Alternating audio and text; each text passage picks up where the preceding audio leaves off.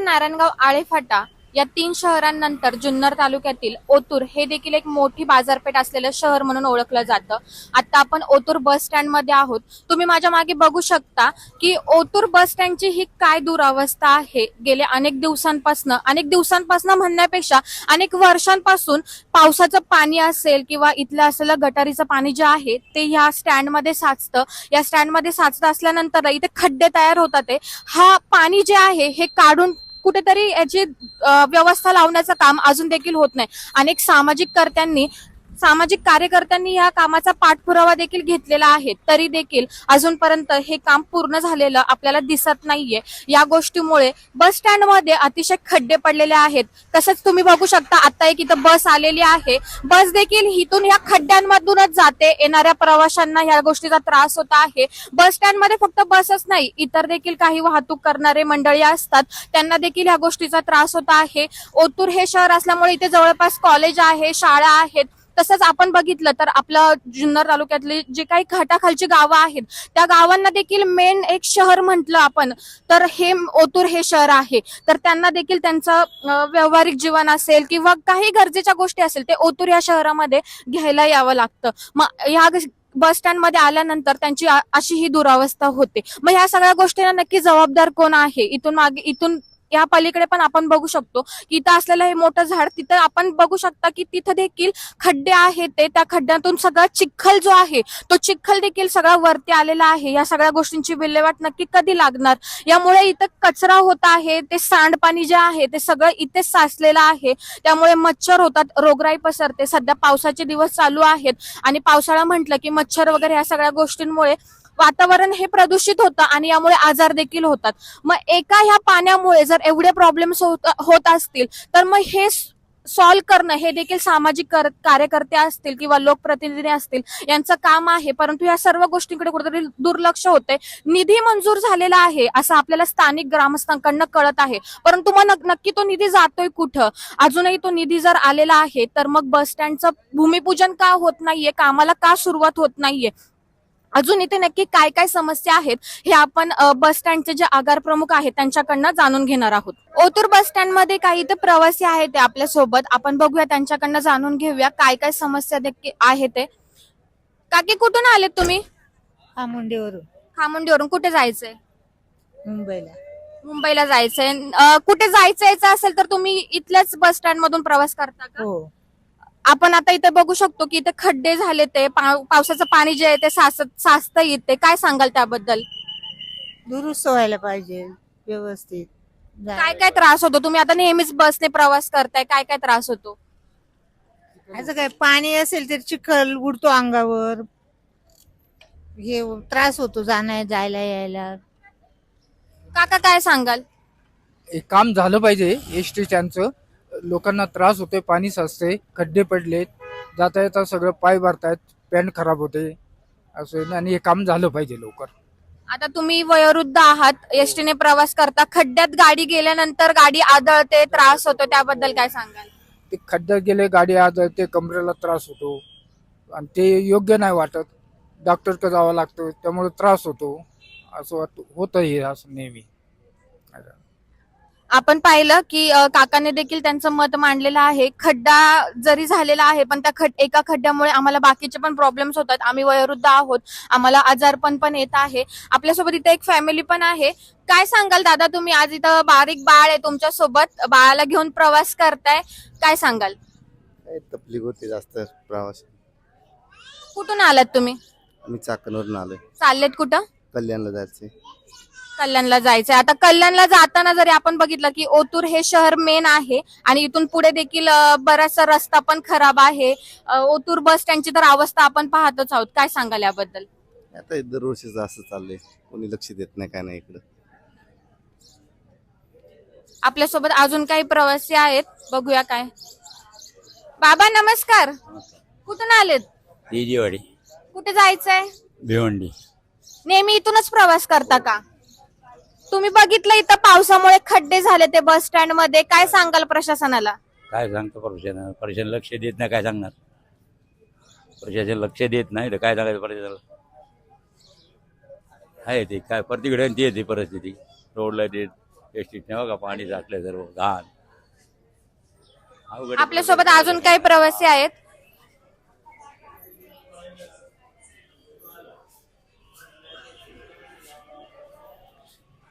दीदी तू कॉलेजला आहे का? हो कोणत्या कॉलेजला आहे?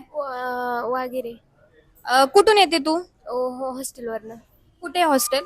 इथं पाठीमागं. मग इथूनच तुमचा नेहमीचा प्रवास असतो का? हो मग जायला यायला तुम्ही बसने जाता की तुमच्या कॉलेजच्या बसेस आहेत? नाही कॉलेजला बस नाही येत. कॉलेजच्या बस आहेत का? नाही येत. मग ह्या रेग्युलर बसने जाता तुम्ही? इथे आपण पाहिलंय आता की पावसामुळे खड्डे झाले ते ओतूर बस स्टँड मध्ये. काय सांगाल त्याबद्दल? तुम्ही कॉलेजचे स्टुडंट आहात, तुम्हाला नेहमीच जायला यायला लागतं, रोजचाच प्रवास आहे, काय सांगते? आम्हाला इथून रोजच प्रवास करायला लागतो. तर त्यामुळे आम्हाला खूप त्रास होतो. म्हणजे इथं खड्ड्यांमध्ये पाणी आता दिसत नाहीये, पण मग जेव्हा पाऊस जास्त प्रमाणात येतो तेव्हा इथं खूप पाणी साचलेलं असतं. त्याच्यामुळे आम्हाला त्रास होतो. आपण ओतूर बस स्टँडची तर अवस्था बघितली, तसंच आगार प्रमुख आहेत त्यांच्याशी देखील आपण चर्चा केली.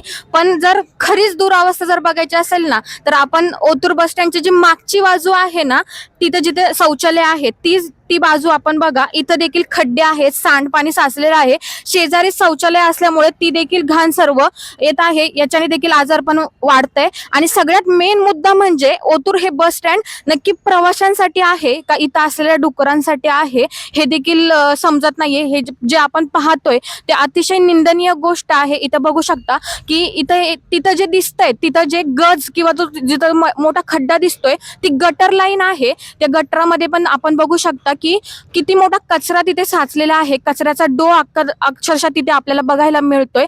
एवढंच नाही तर हे गटर लाईन जी काढतो ती कशासाठी काढतो आपण? जे रस्त्यावर साचलेलं पाणी असेल किंवा जे काही सांडपाणी असेल ते त्या मार्गाने निघून जावं यासाठी. परंतु जर हे गटरच एवढं पॅक झालेलं असेल तर ते सांडपाणी तिथनं जाणार तरी कसं? याच्यामुळे मच्छर होतात. आणि इथं बघू शकता की इथे जवळपास 5-6 डुकरं आहेत, ते त्यांची छोटी छोटी पिल्लं देखील आहेत. ते एक जनावर आहे पण त्याची एक वेगळी जागा असते. बस स्टँड ही त्यांची जागा नाहीये. इथंच कचरा टाकतात ते लोक देखील. बस स्टँडची ही जी दुरावस्था आपण पाहतोय. इकडच्या बाजूला पण आपण बघू शकता हे एवढं मोकळं मैदानासारखं दिसतंय, परंतु अक्षरशः इथनं दुर्गंध येत आहे. इथं ज्या टाकी आहे त्या टाकीमधनं देखील एक दुर्गंध येतो आहे. सगळीकडं गवत जे आहे ते पसरलेलं आहे, कचरा आहे, परत औषधाच्या बाटल्या असतील किंवा मद्यपानाच्या बाटल्या असतील, सगळे घाण अवस्था ह्या ओतूर बस स्टँडची झालेली आहे. त्यासोबत इथे एक बाबा आहेत. बाबा काय सांगाल, कुठले आहेत तुम्ही? आम्ही उतूरचेच आहे. इथं आमचं दुकान आहे. कुठे दुकान आहे तुमचं? इथं चिकन शॉपी आहे. इथं बघा किती घाण आहे, किती येण्या जाण्याची किती गैरसोय आहे पब्लिकची. याच्याबद्दल बघा आपण सगळं. किती दिवसापासून अशी अवस्था आहे एसटी स्टँडची? हे 2-2.5 महिने झाली. याच्यावर काहीच कोणीच लक्ष देत नाही. हे पाहायला पाहिजे महामंडळाने. इथं अधिकारी आहे जो, त्यांनी सुद्धा याचं लक्ष दिलं पाहिजे. किती बघा मच्छर आहे आणि किती घाण आहे. BSC नाही, रेल नाही, काय नाही. याच्याबद्दल यांनी ॲक्शन घ्यावा आणि चांगले कामं करावा. तुम्ही इथले स्थानिक रहिवासी आहात. हा, तुम्ही ओतूरचे कधी आगार प्रमुख असतील किंवा तुमचे जे इथले ओतूर मधले जे सामाजिक कार्यकर्ते आहेत त्यांच्याकडे कधी कंप्लेंट केली आहे का? पहिली कंप्लेंट करतो. ते JCP आला होता, फक्त त्याला पाणी काढून दिलं ग्रामपंचायतनी. त्यानंतर हे काय करीतच नाही नंतर हे महामंडळ. आमचं एवढंच म्हणणं आहे की चांगली सुविधा आम्हाला पाहिजे इथं. आपण बघितलं आजी आहेत आपल्यासोबत. आजी काय सांगाल? अहो इथं सगळा वास येतो, जायला इथं पाणी साठातं. आणि संध्याकाळचं एवढं मच्छर चावतं. 6 वाजले का आम्ही दुकानं बार बंद करून जातो. काय करायला पाहिजे मग सांगा तुम्ही? एवढं इथे गटरा पण उघडे, इतका वास येतो का जेवण सुद्धा जात नाही. तिकडं बघा तुम्ही इकडे किती किती घाण आहे. कसं राहायचं आम्ही इथं? पाणी पिता येत नाही का, जेवता येत नाही. मच्छर तोड येते. तवा या असं आहे, तवा हे सगळं नीटनेटकं झालं पाहिजे. आमची दुकानं आहेत, आम्ही इथं दुकानावर असतो. सकाळी 10ला येतो, संध्याकाळी 6लाच लवकर आम्हाला बंद करून जावं लागतं. हे लय मच्छर. आपण बघितलं आजी आणि बाबा इथले स्थानिक रहिवासी तर आहेत, परंतु त्यांचं इथं दुकान आहेत. त्याच्यावरती त्यांचा उदरनिर्वाह चालतो. परंतु ओतूर बस स्टँड लगतच त्यांची दुकानं असल्यामुळे आणि बसची ही अशी अवस्था असल्यामुळे सर्व सांडपाणी, मच्छर ह्या सर्व गोष्टींमुळे त्यांना त्यांची दुकानं देखील लवकर बंद करावी लागतात. त्यांच्या बोलण्यातून असं दिसतंय की ह्या एका गोष्टीमुळे आमचा जो उदरनिर्वाह आहे किंवा आम्हाला दुकान लवकर बंद करावं लागतं, ते आमचं सगळ्यात मेन नुकसान आहे. प्रशासनाकडे असेल किंवा सामाजिक कार्यकर्ते आहेत त्यांच्याकडे ही मागणी आहे की ओतूर बस स्टँड हे जास्तीत जास्त आणि लवकरात लवकर याची अवस्था चांगली करावी, सुशोभीकरण करावं, ही मागणी आहे. आणि आपण बस व्यवस्थापकांकडे आलेलो आहोत. आपण त्यांना विचारूयात. नमस्कार सर. नमस्कार. आता आम्ही या आपल्या आगारामध्ये प्रवेश केला, त्या ठिकाणी प्रवेशद्वारापासून तर तिथं बरंचसं पाणी साचले, चिखल झालेलं आहे. त्या व्यवस्थेबद्दल तुम्हाला तक्रार आतापर्यंत आले नाहीत का? नाही तक्रारी आलेले आहेत, पण मग काम चालू आहे ना. आता यासाठी बराचसा निधी पण मंजूर झालेला आहे, बरेच महिने झाले त्याला. मग मुहूर्त कधी? मुहूर्त आता बघू. आता ग्राम आपले सरपंच ते चालू आहे त्यांचं काम. आता काय कच्चं काम चालू आहे, आता परत कसं काय करतात काय माहिती. आता आम्हाला बऱ्याचशा प्रवाशांनी तक्रार केली, आम्हाला कॉल केले होते की या ठिकाणी आम्ही वयोवृद्ध आहेत, आम्हाला चालायला त्रास होतो, चिखल आहे, तर त्याबद्दल काय सांगाल मग?